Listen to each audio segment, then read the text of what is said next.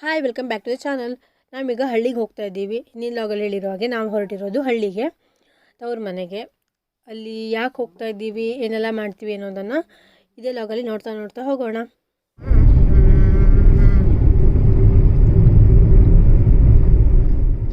Hi welcome back to the channel. ನಾವಿವತ್ತು ಹಳ್ಳಿಯಲ್ಲಿದ್ದೀವಿ. ಇವತ್ತಾಗೆ cold ಆಗಿದೆ ಸ್ವಲ್ಪ, ಇಲ್ಲೂ ತುಂಬ ಚಳಿ ಬೀಳ್ತಾ ಇದೆ. ಇವಾಗ 5 ಗಂಟೆ ಆಗಿದೆ, ಈಗಲೂ ಚಳಿ ಇದೆ. ನಾವು ವಾಕಿಂಗ್ ಬಂದಿದ್ದೀವಿ. ಏನು ತಿಂದಿ ಹೊಟ್ಟೆಪ್ಪ? ದೀಪಕ್ ಅವರು ಈಗಷ್ಟೇ ಮನೆಗೆ ಹೋದರು. ಇಲ್ಲಿ ಇನ್ನೊಂದು ಸ್ವಲ್ಪ ದಿವಸ ಕೊನೆ ಕೊಯ್ಲು ಕೆಲಸ ಎಲ್ಲ ಇರುತ್ತೆ, ಅಮ್ಮ ಅಪ್ಪ ಇಬ್ಬರೇ ಇರ್ತಾರೆ ಅಂತ ನಾವು ಹೆಲ್ಪ್ ಮಾಡೋಣ ಅಂತ ಬಂದಿದ್ದೀವಿ. ನಾನು ಯುಕ್ತ ಹೆಲ್ಪ್ ಮಾಡ್ತೀವಿ.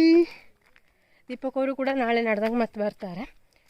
ಕೊನೆ ಕೊಯ್ಲಿಕ್ಕೆ ಇನ್ನೂ ಬಂದಿಲ್ಲ, ಬರ್ತೆ ಅಂತ ಒಂದು 4 ದಿನ ಆಗಬೇಕು. ಒಮ್ಮೊಮ್ಮೆ ತಿಂಗಳಗಟ್ಟಲೆ ಕೂಡ ಆಗುತ್ತೆ. ಅವ್ರು ಪಲ್ಗುದ್ಕೆ ಕೆಲಸಕ್ಕೆಲ್ಲ ಹೋಗ್ತಾರೆ, ಅಲ್ಲಿ ಜಾಸ್ತಿ ಪಗಾರ ಕೊಡ್ತಾರೆ ಅಂತ. ನೋಡೋಣ ಯಾವಾಗ ಕೊನೆ ಕೊಯ್ಲು ಸ್ಟಾರ್ಟ್ ಆಗುತ್ತೆ ಅಂತ. ನೀವು ಇನ್ನೊಂದು ಸ್ವಲ್ಪ ದಿನ ಹಳ್ಳಿ ಲಾಗನ್ನು ನೋಡ್ಬೋದು. ಯುಕ್ತ ಹಳ್ಳಿಯಲ್ಲಿ ಏನೇನು ಮಾಡ್ತಾಳೆ ನೋಡ್ಬೋದು. ನೋಡಿ ಎಷ್ಟು ಚೆನ್ನಾಗಿ ಕಾಣಿಸ್ತಾ ಇದೆ ಗ್ರೀನ್ರಿ ಅಂತ, ಫ್ರೆಶ್ ಏರು. ಯುಕ್ತಾಗೆ ಆಲ್ರೆಡಿ ಕೋಲ್ಡ್ ಆಗಿದೆ, ಚಳಿ ಫುಲ್ ಇರೋದ್ರಿಂದ ಜಾಸ್ತಿ ಆದರೂ ಆಯಿತು, ಹೇಳೋಕ್ಕೆ ಬರೋಲ್ಲ. ಬೂಟ್ ಬಿಚ್ಕೊಂಡು ಕೂತ್ಕೊಂಡಿದ್ದಾಳೆ. ಬೂಟ್ ಹಾಕೊಂಡು ನಡಿ ಅಂದರೆ ಅವಳು ಸ್ವಲ್ಪ ಹೊತ್ತು ನಡೆಯಲ್ಲ, ಒಂದು 5 ನಿಮಿಷ ನಡೆದ್ರೆ ಹೆಚ್ಚು. ಇವಾಗ ನೋಡಿ ಬೂಟ್ ತೆಕ್ಕೊಂಡ್ಳು, ಮುಖಕ್ಕೆಲ್ಲ ಮಣ್ಣು ಮೆತ್ಕೊಂಡಿದ್ದಾಳೆ. ಹೇಯ್ ಬಾ ಬಾ ವಾಕಿಂಗ್ ಮಾಡೋಣ, ಬಾ ಎಕ್ಕಲ್ಲಿಂದ ಹೇಳು. ನೋಡಿ ಇದು ದಾಲ್ಚಿನ್ನಿ ಎಲೆ, ಇದೇ ಚಕ್ಕೆನ ಪಲಾವಿಗೆಲ್ಲ ಹಾಕ್ತೀವಿ. ಇದರಲ್ಲಿ ಸಿಹಿ ದಾಲ್ಚಿನ್ನಿ ಮತ್ತು ಚಪ್ಪೆ ದಾಲ್ಚಿನ್ನಿ ಎಲ್ಲ ಇರುತ್ತೆ. ಸ್ವೀಟ್ ಇದ್ದರೆ ತಿನ್ನೋಕ್ಕೂ ಚೆನ್ನಾಗಾಗುತ್ತೆ, ಚಪ್ಪೆದು ಅಷ್ಟೇನು ಯೂಸ್ ಆಗೋಲ್ಲ. ನೋಡಿ ಎಳೆ ಚಿಗುರು ಬಂದಿದೆ ಫುಲ್ಲು. ನೋಡಿ ಒಣ ಎಲೆ, ಸ್ಮೆಲ್ಲು ಇರುತ್ತೆ, ಬಟ್ ಇದು ಸ್ವೀಟ್ ಇರೋದಲ್ಲ, ಚಪ್ಪೆದು. ಇದು ಒಂದು ಕಡೆ ಮಾತ್ರ ಸ್ವೀಟ್ ಇರೋದಿದೆ. ಇಲ್ಲೇ ನಮ್ಮ ಸ್ಕೂಲ್ ಇದೆ ಹತ್ತಿರಕ್ಕೆ, ಇಲ್ಲಿ ಬಂದಿದ್ದೀವಿ. ಅಮ್ಮ ಕೂಡ ಬಂದಿದ್ದಾರೆ ವಾಕಿಂಗಿಗೆ. ಇಲ್ಲಿ ಮಾಗಿ ಮಲ್ಲಿಗೆ ಎಲ್ಲ ಬಿಟ್ಟಿದೆ ನೋಡಿ, ಅವಾಗೆಲ್ಲ ನಾವು ತುಂಬ ಕೊಯ್ತಾ ಇದ್ವಿ. ಯುಕ್ತ ಸ್ಟೇಜ್ ಹಚ್ಕೊಂಡು ಡ್ಯಾನ್ಸ್ ಮಾಡಿದ್ದು. ಇವಾಗ ಹೊರಟ್ಲು.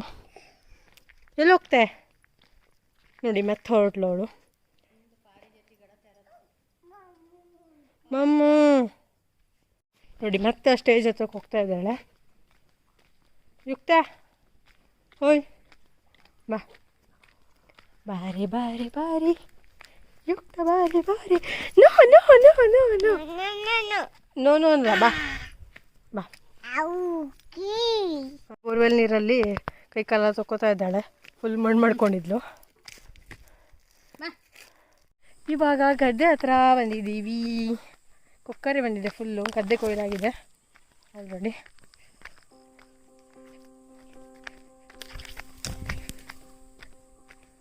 ಇತ್ತು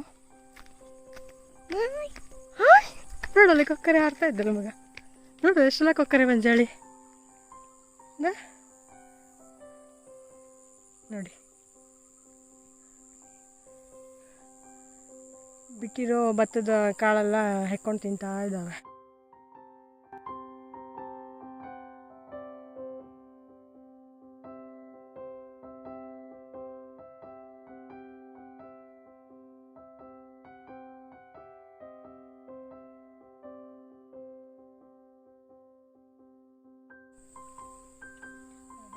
ಚಂದ ಮಡಿಲಿತ್ತ ನೋಡಿ.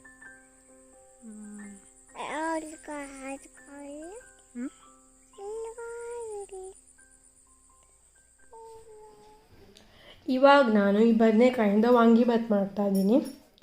ಈ ಥರ ಬದನೆಕಾಯಿ ನಂಗೆ ತುಂಬ ಇಷ್ಟ, ಇದರಿಂದ ವಾಂಗಿಬಾತ್ ಮಾಡಿದ್ರೆ ತುಂಬ ಚೆನ್ನಾಗಿರುತ್ತೆ. ನಿಮಗೂ ಕೂಡ ಏನೇನು ಮಸಾಲೆ ಹಾಕ್ತೀನಿ ಅಂತ ತೋರಿಸ್ತೀನಿ. ವಾಂಗಿಬಾತಿಗೆ ಎಲ್ಲ ಹೆಚ್ಚಿಟ್ಕೊಂಡಿದ್ದೀನಿ. ಬದನೆಕಾಯಿ, ಆಮೇಲೆ ಟೊಮೆಟೊನೂ ಹಾಕ್ತೀನಿ, ಆಮೇಲೆ 1-2 ತೊಂಡೆಕಾಯಿ ಕೂಡ ಇತ್ತು, ಅದನ್ನು ಹಾಕಿದ್ದೀನಿ. ಆಮೇಲೆ ಈರುಳ್ಳಿ, ಆಮೇಲೆ ಕರಿಬೇವು, 1-2 ಮೆಣಸು, ಹಸಿ ಮೆಣಸನ್ನು ಹೆಚ್ಚಿಟ್ಕೊಂಡಿದ್ದೀನಿ. ಇವಾಗ ಮಸಾಲ ಹುರ್ಕೋತೀನಿ. ಮೊದಲಿಗೆ ಕಡಲೆಬೇಳೆನ ಹಾಕ್ತಾಯಿದ್ದೀನಿ. 1-2 ಚಮಚ ಕಡಲೆಬೇಳೆ, ಸಣ್ಣ ಉರಿಯಲ್ಲಿ ಫ್ರೈ ಮಾಡ್ಕೊತೀನಿ.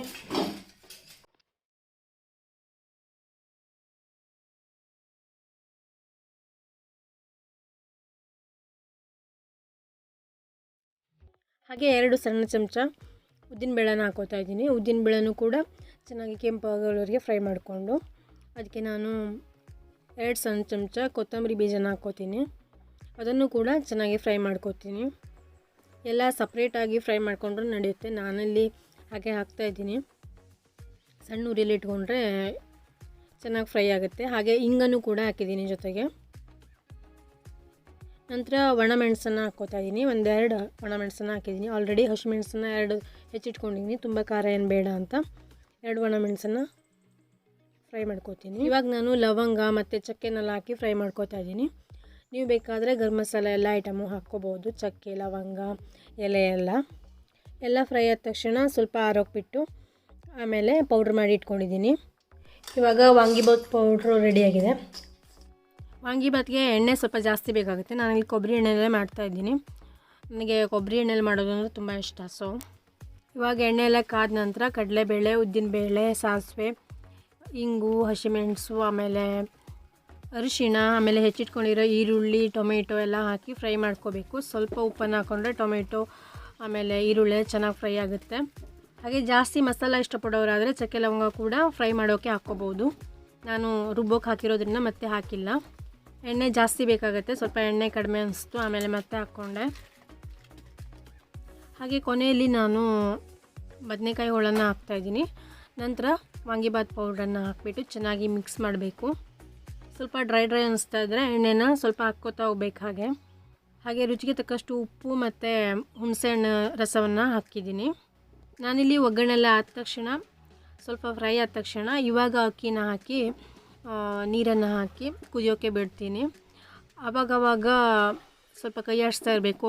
ಮಸಾಲ ಹಾಕಿರೋದ್ರಿಂದ ಅಡಿಗೆ ಹಿಡಿಯೋ ಚಾನ್ಸಸ್ ಇರುತ್ತೆ. ಇಲ್ಲಾಂದರೆ ಮೊದಲಿಗೆ ಅನ್ನವನ್ನು ಮಾಡಿಟ್ಕೊಂಡು ಹೋಳೆಲ್ಲ ಬೆಂದ ತಕ್ಷಣ ಸೇರಿಸ್ಕೋಬೋದು. ಅಥವಾ ಕುಕ್ಕರಲ್ಲಿ ಮಾಡೋದಾದರೆ ಕುಕ್ಕರ್ನಲ್ಲೇ ಹೋಳೆಲ್ಲ ಒಗ್ಗರಣೆ ಹಾಕ್ಕೊಂಡು ನಂತರ ಅಕ್ಕಿನ ಹಾಕಿ ವಿಸಿಲ್ ಹೊಡ್ಸ್ಕೋಬೋದು. ಇವಾಗ ಅರ್ಧ ಬೆಂದಿದೆ ಅನ್ನ. ಈಗ ನಾನು ಒಣಗಿರೋ ಕೊಬ್ಬರಿನ ಸ್ವಲ್ಪ ಪೌಡ್ರ್ ಮಾಡಿಬಿಟ್ಟು ಸೇರಿಸ್ಕೋತಾ ಇದ್ದೀನಿ, ಕೊಬ್ಬರಿ ತುರಿನ. ಇವಾಗ ನೋಡಿ ಸಖತ್ತಾಗಿರೋ ವಾಂಗಿಬಾತ್ ರೆಡಿಯಾಗಿದೆ. ತುಂಬ ಚೆನ್ನಾಗಿ ಬಂದಿತ್ತು. ನೀವು ಕೂಡ ಒಮ್ಮೆ ಇದೇ ಥರ ಟ್ರೈ ಮಾಡಿ ಹೇಗೆ ಬಂದಿದೆ ಅಂತ ಕಾಮೆಂಟ್ ಮಾಡಿ. ಹಾಗೆ ಇವತ್ತಿನ ಈ ಲಾಗನ್ನು ನಾನು ಇಲ್ಲಿಗೆ ಮುಗಿಸ್ತಾ ಇದ್ದೀನಿ. ನೆಕ್ಸ್ಟ್ ಕೂಡ ನೀವು ಹಳ್ಳಿ ಲಾಗನ್ನು ನೋಡ್ಬೋದು. ನಿಮಗೆಲ್ಲ ಇವತ್ತಿನ ಈ ಲಾಗ್ ಇಷ್ಟ ಆಯಿತು ಅಂದರೆ ಲೈಕ್ ಮಾಡಿ. ಹಾಗೆ ಸಬ್ಸ್ಕ್ರೈಬ್ ಮಾಡದೆ ನೋಡ್ತಾ ಇದ್ದರೆ ಸಬ್ಸ್ಕ್ರೈಬ್ ಮಾಡ್ಕೊಳ್ಳಿ. ಹೆಚ್ಚು ಜನಕ್ಕೆ ಶೇರ್ ಮಾಡಿ. Thank you for watching. Bye.